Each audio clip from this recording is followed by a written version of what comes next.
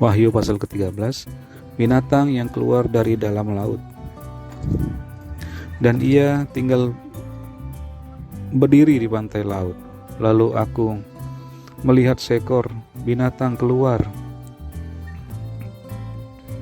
dari dalam laut, bertanduk 10 dan berkepala 7.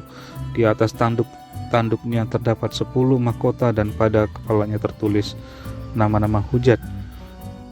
Binatang yang kulihat itu serupa dengan macan tutul, dan kakinya seperti kaki beruang dan mulutnya seperti mulut singa. Dan naga itu memberikan kepadanya kekuatannya dan tahtanya dan kekuasaannya yang besar. Maka tampaklah kepadaku satu dari kepala-kepalanya seperti kena luka yang membahayakan hidupnya. Tetapi luka yang membahayakan hidupnya itu sembuh.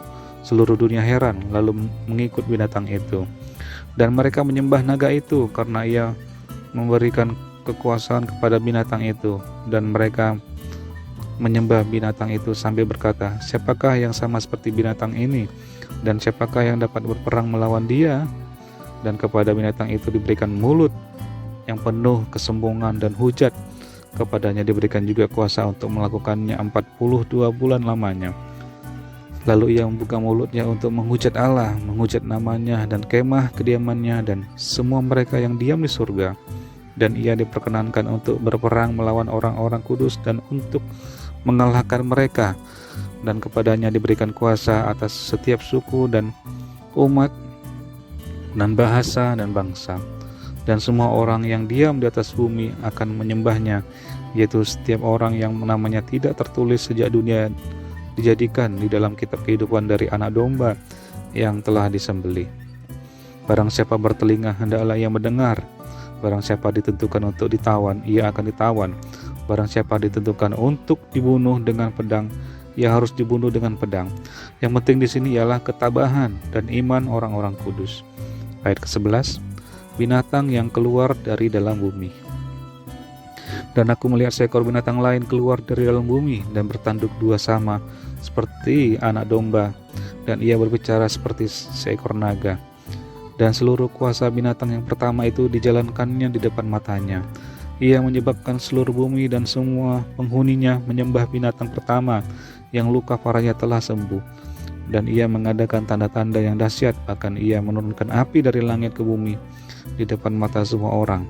Ia menyesatkan mereka yang diam di bumi dengan tanda-tanda yang telah diberikan kepadanya untuk dilakukannya di depan mata binatang itu. Dan ia menyuruh mereka yang diam di bumi supaya mereka mendirikan patung untuk menghormati binatang yang luka oleh pedang, namun yang tetap hidup itu. Dan kepadanya diberikan kuasa untuk memberikan nyawa kepada patung binatang itu, sehingga patung binatang itu berbicara juga dan bertindak begitu rupa, sehingga semua orang yang tidak menyembah patung binatang itu dibunuh. Dan ia menyebabkan sehingga kepada semua orang, kecil atau besar, kaya atau miskin, merdeka atau hamba, diberi tanda pada tangan kanannya atau pada dahinya, dan tidak seorang pun yang dapat membeli atau menjual selain daripada mereka yang memakai tanda itu, yaitu nama binatang itu atau bilangan namanya. Yang penting di sini ialah hikmat. Barang siapa yang bijaksana, baiklah ia menghitung bilangan binatang itu, karena bilangan itu ialah bilangan seorang manusia, dan bilangannya ialah 666. Wahyu pasal ke-14, anak domba dan pengikutnya yang ditebusnya. Dan aku melihat sesungguhnya anak domba berdiri di bukit Sion, dan bersama-sama dengan dia 144.000 orang, dan di dahi mereka tertulis namanya dan nama Bapanya. Dan aku mendengar suatu suara dari langit bagaikan desau air bah dan bagaikan deru guruh yang dahsyat. Dan suara yang kudengar itu seperti bunyi pemain-pemain kecapi yang memetik kecapinya. Mereka menyanyikan suatu nyanyian baru di hadapan tahta dan di depan keempat makhluk dan tua-tua itu. Dan tidak seorang pun yang dapat mempelajari nyanyian itu selain daripada 144.000 orang yang telah ditebus dari bumi itu. Mereka adalah orang-orang yang tidak mencemarkan dirinya dengan perempuan-perempuan, karena mereka murni sama seperti perawan. Mereka adalah orang-orang yang mengikuti anak domba itu kemana saja ia pergi. Mereka ditebus dari antara manusia sebagai korban-korban sulung bagi Allah dan bagi anak domba itu. Dan di dalam mulut mereka tidak terdapat dusta, mereka tidak bercela. Ayat ke-6, pemberitahuan tentang penghakiman. Dan aku melihat seorang malaikat lain terbang di tengah-tengah langit, dan padanya ada Injil yang kekal untuk diberitakannya kepada mereka yang diam di atas bumi dan kepada semua bangsa dan suku dan bahasa dan kaum. Dan ia berseru dengan suara nyaring, takutlah akan Allah dan muliakanlah Dia, karena telah tiba saat penghakimannya, dan sembahlah Dia yang telah menjadikan langit dan bumi dan laut dan semua mata air.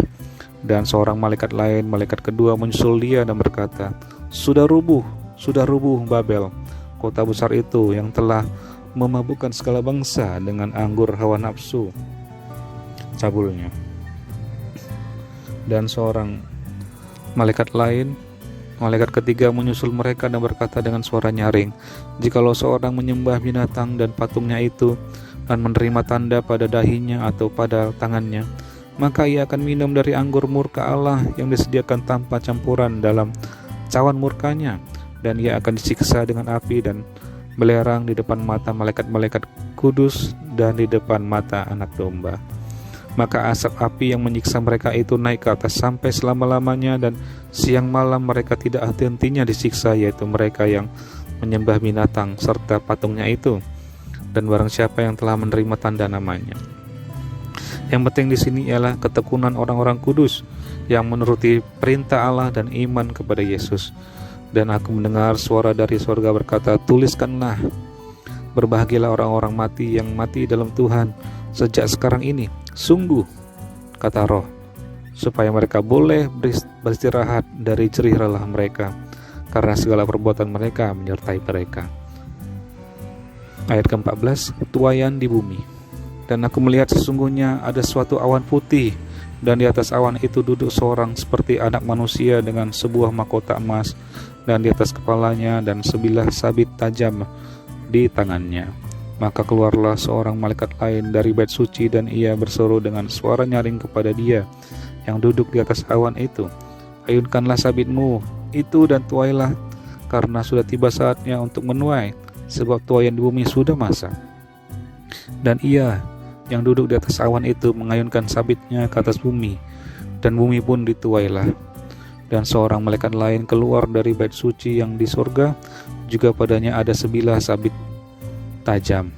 Dan seorang malaikat lain datang dari mesbah, ia berkuasa atas api, dan ia berseru dengan suara nyaring kepada malaikat yang memegang sabit tajam itu, katanya, ayunkanlah sabitmu yang tajam itu, dan potonglah buah-buah pohon anggur di bumi, karena buahnya sudah masak. Lalu malaikat itu mengayunkan sabitnya ke atas bumi dan memotong buah pohon anggur di bumi dan melemparkannya ke dalam kilangan besar, yaitu murka Allah.